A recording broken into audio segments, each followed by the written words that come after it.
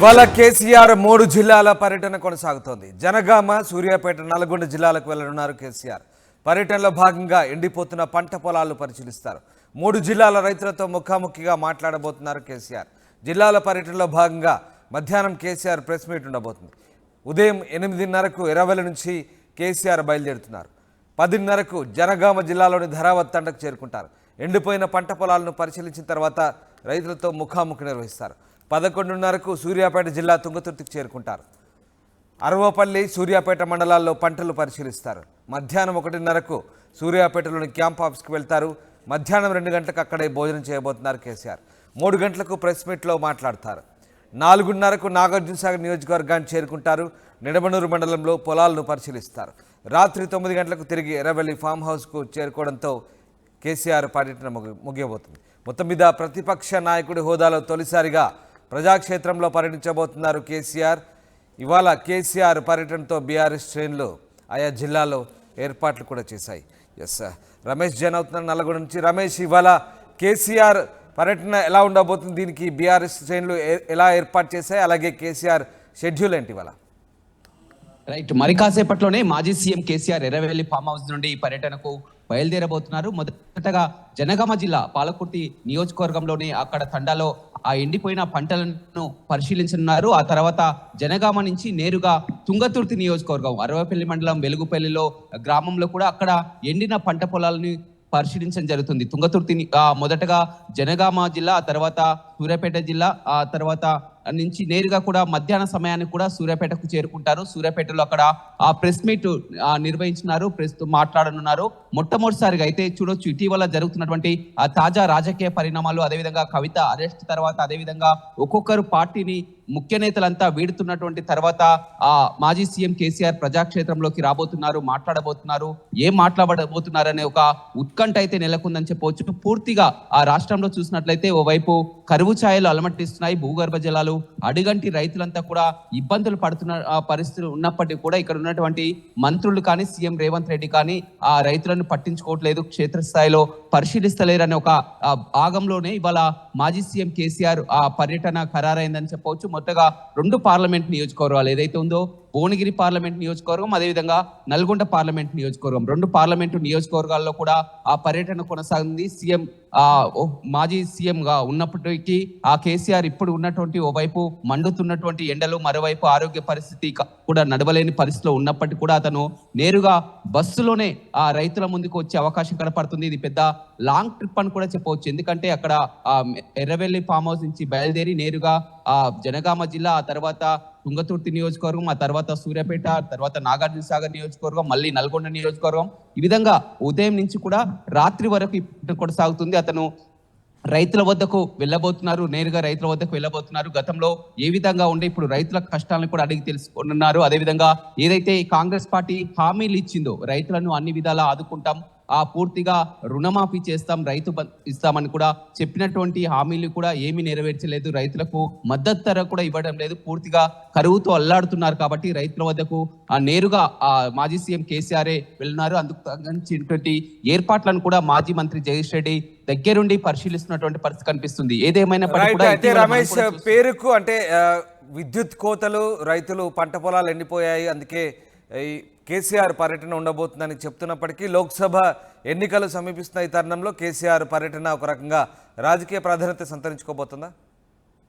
ఖచ్చితంగా. ఎందుకంటే ఇప్పుడు ఇటీవల కూడా మనం వరుస పరిణామాలు చూస్తున్నాం. ఓవైపు బీజేపీ ఇప్పటికే ప్రచారంలో వెళ్తుంది, కాంగ్రెస్ కూడా వరుసగా సభలు నిర్వహిస్తున్నటువంటి తరుణంలో కూడా బీఆర్ఎస్ ఇప్పుడున్నటువంటి పరిస్థితుల్లో వరుసగా కేకే, కడియం శ్రీయర్ లాంటి నేతలు కూడా పార్టీ మారడం, వరుసగా ఇప్పుడు అభ్యర్థులని ప్రకటించిన తర్వాత అతను ఇక ఆ క్షేత్రస్థాయిలోకి వెళ్ళి ప్రజల ముందుకే వెళ్ళాలని డిసైడ్ కావడం జరిగింది. ఆరోగ్యం బాగాలేకుండా నడవలేని పరిస్థితిలో ఉన్నప్పటికీ, ఓవైపు మండుతున్న ఎండలు ఉన్నప్పటికీ కూడా అతను బయటికి రావాలని నిశ్చయించుకున్నారు. రైతులని ఆ ఈక్వేషన్ లోనే భాగంగా తీసుకున్నారు. పూర్తిగా ఆ కవిత అరెస్టు తర్వాత, అదేవిధంగా ఇక్కడ ఇటీవల పార్టీ మారిన తర్వాత కూడా అతను ప్రెస్ ముందుకు వస్తున్నారు. అదేవిధంగా ముందు మాట్లాడబోతున్నారు. ఏం మాట్లాడబోతున్నారు అనే ఒక ఉత్కంఠ అయితే నెలకొందని చెప్పవచ్చు. అతను ఆ కవిత అరెస్ట్ తర్వాత మొట్టమొదటిసారిగా మాట్లాడబోతున్నారు. అదేవిధంగా నేతలు పార్టీలను వీడిన తర్వాత మాట్లాడబోతున్నారు. అదేవిధంగా ఎంపీ అభ్యర్థులను మొత్తాన్ని కూడా ప్రకటించిన తర్వాత వస్తున్నారు. అయితే ఆ వరుసగా కూడా ఆ కాంగ్రెస్ మంత్రులు కానీ అదేవిధంగా సీఎం కానీ ఆరోపణలు చేస్తున్నారు.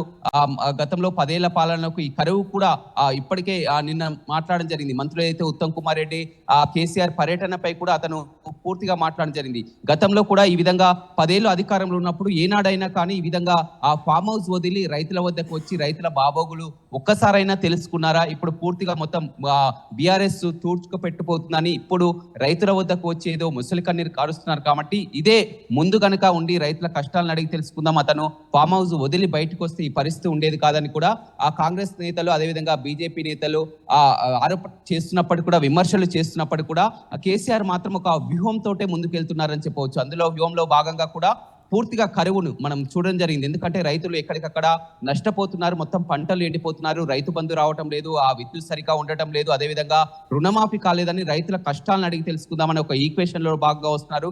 గతంలో కూడా చూడడం జరిగింది, నల్గొండ జిల్లాను ఎంచుకోవడం జరిగింది. ఎప్పుడైతే ఉందో కేంద్రానికి ఈ ప్రాజెక్టులను కృష్ణా జిల్లాలను అప్పజెప్తున్నారని కూడా నల్గొండలో సభ నిర్వహించడం జరిగింది. మళ్ళీ ఇప్పుడు నల్గొండ జిల్లా వేదికగానే రైతుల ముందుకు రాబోతున్నారు. బస్సు ద్వారా పూర్తిగా కూడా అతను మొత్తం కూడా ఈ పర్యటన అంతా కూడా నేరుగా బస్సులోనే వచ్చి ఆ రైతుల వద్దకు వచ్చి ఆ ఎండిన పంట పొలాల దగ్గర దిగి రైతులతో ముఖాముఖిగా మాట్లాడే అవకాశం కనపడుతుంది. మొదటగా జనగామ జిల్లా నుంచి ప్రారంభమై ఆ తర్వాత తుంగతుర్తి నియోజకవర్గం, ఆ తర్వాత సూర్యాపేట నియోజకవర్గం, ఆ తర్వాత మిర్యాలగూడ నియోజకవర్గం, నాగార్జున సాగర్ నియోజకవర్గం నుంచి నల్గొండ నియోజకవర్గంలో రాత్రి వరకు కూడా పర్యటన కొనసాగుంది. లాంగ్ టూర్ అని చెప్పవచ్చు. పూర్తిగా బస్సులోనే వెళ్ళన్నారు. బస్సులోనే ఉండి రైతుల వద్ద ఆపుకొని రైతుల కష్ట సుఖాలని అడిగి తెలుసుకున్నారు. పూర్తిగా మీరు అన్నట్లు కూడా ఇది ఒక రైతులతో భాగమైనప్పటికీ కూడా ఒక రాజకీయ ఈక్వేషన్ ఖచ్చితంగా ఉందని చెప్పవచ్చు. ఎందుకంటే ఇప్పుడు ఉన్నటువంటి పరిస్థితుల్లో కూడా బీఆర్ఎస్ ఆ పార్టీ అధికారం కోల్పోయిన తర్వాత ఎన్నికలకు వెళ్తుంది, పార్లమెంట్ ఎన్నికలకు వెళ్తుంది. ఓవైపు వరుసగా 3వ సారి అధికారంలోకి వస్తానని బీజేపీ ప్రచారం చేసుకుంటూ ప్రజల ముందుకు వెళ్తుంది. అదేవిధంగా కాంగ్రెస్ పార్టీ అధికారంలో ఉంది కాబట్టి కాంగ్రెస్ ప్రజల ముందుకు వెళ్లి అత్యధిక లోక్సభ స్థానాలు సాధించుకున్నటువంటి తరుణంలో ఇప్పుడున్నటువంటి పరిస్థితిలో కేసీఆర్ బీఆర్ఎస్ శ్రేణులో ఒక ధైర్యం కల్పించాలని, పార్టీ నుంచి చాలా వరకు వెళ్ళిపోయినా కానీ తాను ఉన్నానని ఒక ధైర్యం కల్పించడానికి రైతులని ఆ ఈక్వేషన్ గా తీసుకొని కూడా ఈ పర్యటన కొనసాగుతుందని చెప్పవచ్చు. ఉదయం నుంచి కూడా రాత్రి వరకు ఈ పర్యటన కొనసాగే అవకాశం కనపడుతుంది. అటు జనగామ జిల్లా కానీ, ఇటు సూర్యాపేట జిల్లా కానీ, నల్గొండ జిల్లా కానీ 3 జిల్లాల్లో కూడా పర్యటన కొనసాగుతుంది. రైతులతో నేరుగా సీఎం కేసీఆర్ మాట్లాడుతున్నారు. అదేవిధంగా మధ్యాహ్నం 3 గంటలకు మీడియా సమావేశం కూడా ఏర్పాటు చేయడం జరిగింది. సూర్యాపేట బీఆర్ఎస్ పార్టీ కార్యాలయంలో కూడా కేసీఆర్ ఇటీవల జరుగుతున్నటువంటి పరిణామాలపై కూడా మాట్లాడే అవకాశం కనపడుతుంది. Thanks for the update Ramesh. ఇది మొత్తం మీద కేసీఆర్ 3 జిల్లాల పర్యటన ఇవాళ ప్రాధాన్యత సంతరించుకుంది. జనగామ, సూర్యాపేట, నల్గొండ జిల్లాలకు కేసీఆర్ వెళ్ళబోతున్నారు. పర్యటనలో భాగంగా ఎండిపోతున్న పంట పొలాలు పరిశీలిస్తున్నారు. అలాగే విద్యుత్ కోతలతో అలాడుతున్న రైతులతో కూడా ముఖాముఖిగా కేసీఆర్ మాట్లాడబోతున్నారు. అలాగే ఇవాళ కేసీఆర్ మీడియా సమావేశం కూడా నిర్వహించబోతున్నారు. కేసీఆర్ ఏం మాట్లాడబోతారనే ఉత్కంఠ కూడా నెలకొంది. మొత్తం మీద బీఆర్ఎస్ శ్రేణులు అయితే పూర్తి స్థాయి ఏర్పాటు చేశాయి. అయితే దానికంటే ముందు ఇవాళ ఫామ్ హౌస్ నుంచి బయలుదేరి తొలుత జనగామ జిల్లాలోని ధరావత్ తండకు చేరుకుంటారు. జనగామ జిల్లాలో కూడా బీఆర్ఎస్ శ్రేణులు ఏర్పాటు చేశాయి.